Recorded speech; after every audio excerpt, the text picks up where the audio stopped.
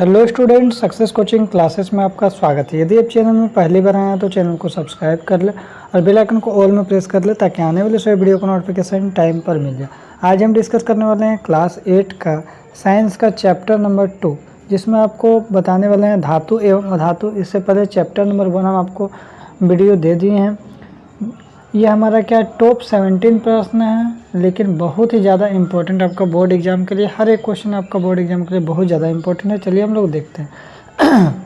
देखिए, हमारे चैप्टर का नाम क्या, धातु एवं अधातु, और आपको क्लास 8 में टोटली ऑब्जेक्टिव ही आपको क्वेश्चन आता है। देखिए, अब 2025 में आपको देखिए ऑब्जेक्टिव आने का बहुत ज़्यादा चांसेस है।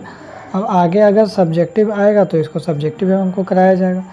तो देखिए, सबसे पहले यहाँ पर क्वेश्चन क्या बोला है, निम्नलिखित में से किस धातु को चाकू से काटा जा सकता है। ऐसा कौन सा धातु है जिसको हम लोग चाकू से काटा जा सकता है। या तो हमारा क्वेश्चन ये भी घुमा के पूछ सकता है, एक मुलायम धातु जिसको चाकू से काटा जा सकता है। दोनों बात एक ही है।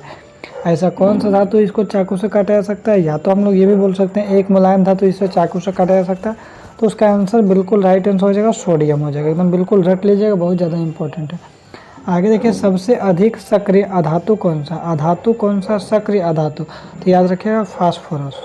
ठीक है ना, फास्फोरस हो जाएगा। आगे देखिए, निम्नलिखित में से कौन सा धातु नहीं है, तो तांबा हमारा बिल्कुल धातु है, एल्युमिनियम धातु है, लोहा धातु है, लेकिन सल्फर धातु नहीं है। आगे देखिए, वह कौन सा अधातु है जो विद्युत का सुचालक है। देखिए, धातु तो विद्युत का सुचालक होता है, लेकिन अधातु क्या है, विद्युत का कुचालक होता है। लेकिन कुछ अपवाद में जो है, कुछ अपवाद में अधातु भी है जो आपको क्या विद्युत का सुचालक है। तो कौन सा है, तो याद रखिएगा ग्रेफाइट है। ग्रेफाइट अधातु होते हुए भी विद्युत का सुचालक होता है। देखिए, पेंसिल का जो लीड होता है उसमें आपको ग्रेफाइट पाया जाता है। आगे हम लोग देखते हैं, एक अधातु जिसमें चमक होता है। तो देखिए, अधातु में नॉर्मली चमक नहीं होता, धातु में चमक होता है। अधातु में चमक कोई भी प्रकार का नहीं होता, लेकिन कुछ अपवाद में जो अधातु होते हुए भी चमक होता है, इसमें हमारा आयोडीन हो जाएगा। आयोडीन क्या अधातु है, फिर भी इसमें चमक है।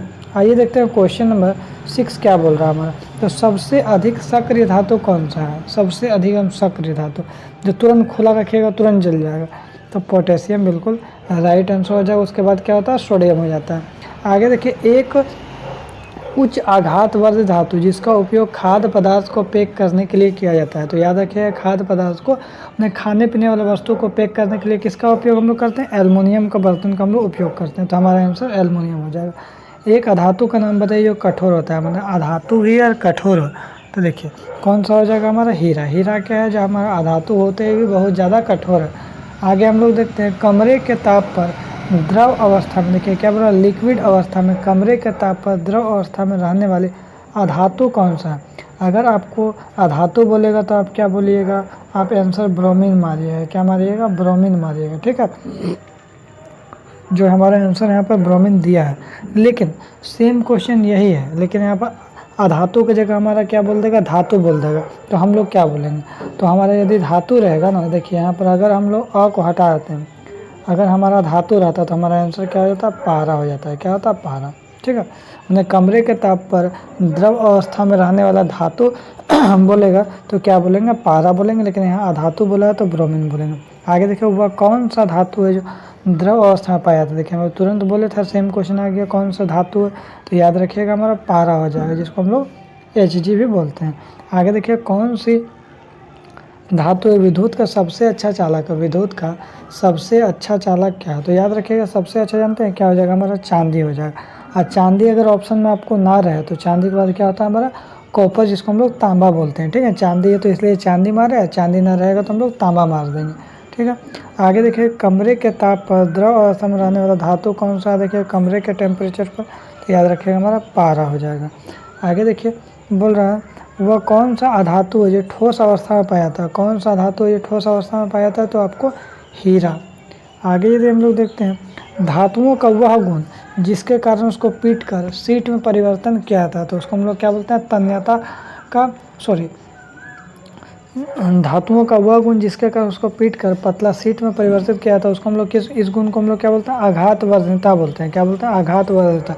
इसी के एक क्वेश्चन और आता है, जो धातुओं का वह गुण जिसको पीट कर लंबा तार के रूप में खींचा जाता है। क्या बोला जाता है, लंबा तार के रूप में अगर खींचा जाता है तो उसमें कौन सा गुण होता है, तो याद रखिएगा तन्यता का गुण होता है। कौन सा गुण होता है? तन्यता या तो लचीलापन का गुण होता है। लेकिन यहाँ पर क्या बोला, यहाँ बोला जो उसको पीठ का सीट में परिवर्तित किया जाता है तो ये किस चीज़ का गुण है, तो आघात वर्धनता का गुण है।